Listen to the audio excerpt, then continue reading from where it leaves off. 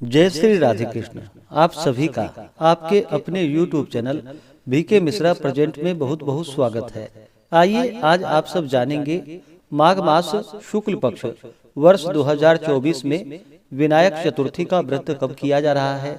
तो जानेंगे व्रत के शुभ मुहूर्त के बारे में, इस दिन चंद्रोदय का क्या समय होगा और फिर जानेंगे व्रत पूजा महत्व के बारे में। प्रत्येक माह के कृष्ण पक्ष और शुक्ल पक्ष की चतुर्थी तिथि के दिन भगवान गणेश की प्रसन्नता के लिए व्रत को धारण किया जाता है।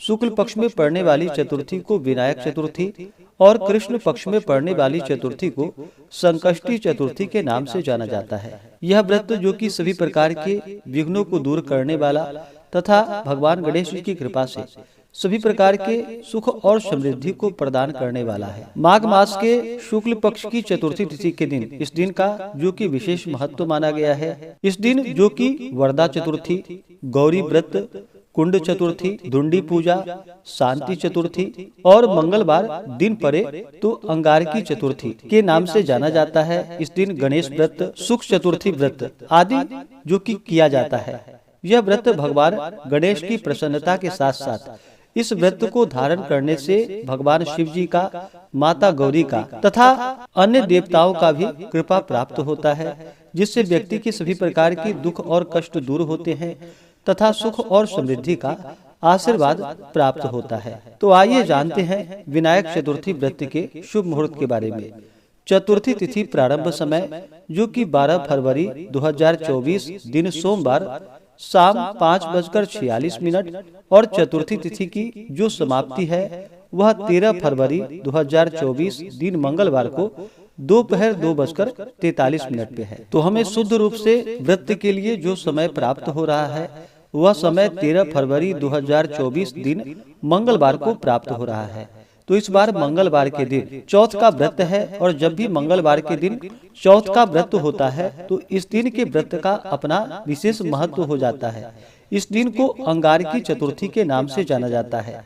माघ मास के शुक्ल पक्ष की चतुर्थी को, जिसे कि तिल चतुर्थी के भी नाम से जाना जाता है। वैसे तिल चतुर्थी का व्रत जो कि कृष्ण पक्ष में किया जाता है, लेकिन शुक्ल पक्ष की चतुर्थी को भी तिल चतुर्थी के नाम से जाना जाता है। और इस बार मंगलवार के दिन चतुर्थी का व्रत किया जा रहा है 13 फरवरी को।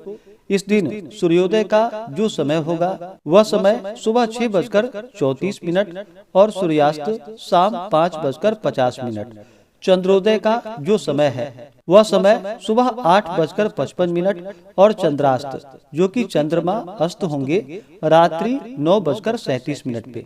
तो रात्रि 9:37 से पहले ही भगवान गणेश जी का पूजन संपन्न करके उसके बाद चंद्र देवता को अर्घ्य प्रदान करके आप व्रत को पूर्ण कर सकते हैं। ब्रह्म मुहूर्त का जो समय होगा 13 फरवरी को वह समय सुबह 5:19 से सुबह 6:10 तक होगा। 13 फरवरी को इस दिन जो कि सर्वार्थ सिद्धि योग और रवि योग भी बन रहा है, जो कि सुबह 7:02 से दोपहर 12:35 तक होगा। इस दिन साध्य योग रहेगा जो कि रात्रि 11:05 तक। उसके बाद शुभ योग होगा। नक्षत्र जो कि उत्तरा भाद्रपद नक्षत्र दोपहर 12:35 तक होगा। उसके बाद रेवती नक्षत्र। इस दिन राहु काल का जो समय होगा वह समय 13 फरवरी को दोपहर 3:01 से शाम 4:25 तक राहु काल का समय होगा। राहु काल समय के दौरान कोई भी शुभ कार्य या नया कार्य नहीं करना चाहिए, यह लाभकारी नहीं होता है, इस बात का ध्यान रखें। जो भी भक्तजन व्रत को धारण करने वाले हैं उन्हें चाहिए कि चतुर्थी तिथि के दिन सुबह उठ करके नित्य क्रियाओं से निवृत्त होकर के गंगा नदी में या घर के नहाने के पानी में ही थोड़ा सा गंगा जल मिला करके स्नान करना चाहिए, शुद्ध वस्त्र धारण करना चाहिए और भगवान गणेश जी से प्रार्थना करनी चाहिए कि हे विघ्नहर्ता गणेश, हे विघ्न विनाशक गणेश, आज मैं माघ मास शुक्ल पक्ष की विनायक चतुर्थी का व्रत धारण करने जा रहा हूँ या करने जा रही हूँ। इस प्रकार से भगवान से प्रार्थना करें कि यह व्रत मेरा निर्विघ्न पूरा हो, हमें पुण्य फलों की प्राप्ति हो। आपके मन में जो भी इच्छा हो, जो भी कामना हो, वह भगवान गणेश जी से कहें। और इस दिन जो कि भगवान गणेश जी का साथ में चौथ माता का जो कि माता दुर्गा का स्वरूप मानी जाती हैं, इनका पूजन करना चाहिए और रात्रि में चंद्रोदय के समय में चंद्र देवता को अर्घ्य प्रदान करके गंध पुष्प धूप दीप आदि से उनकी पूजा करनी चाहिए और फिर इसके बाद यह व्रत पूर्ण माना जाता है। इस दिन भगवान गणेश जी को जो कि जल पुष्प अक्षत अर्पित करे, लाल पुष्प चढ़ाए, पीला वस्त्र भगवान गणेश जी को अर्पित करे और फिर दुर्वा दल जो कि कोमल कोमल दुर्वा ला करके भगवान गणेश जी को कम से कम 11 या 21 दुर्वा दल अर्पित करे। भगवान गणेश जी को सिंदूर अति प्रिय होता है, तो उन्हें सिंदूर स्त्री या पुरुष जो भी आप पूजन कर रहे हो कोई भी भगवान गणेश जी को सिंदूर अवश्य चढ़ाए। उसके बाद धूप और दीप दिखाए, अनेक प्रकार का नैवेद्य ऋतु फल आदि अर्पित करे, विशेष करके मोदक का भोग लगाए। इस दिन को तिल चतुर्थी के नाम से भी जाना जाता है,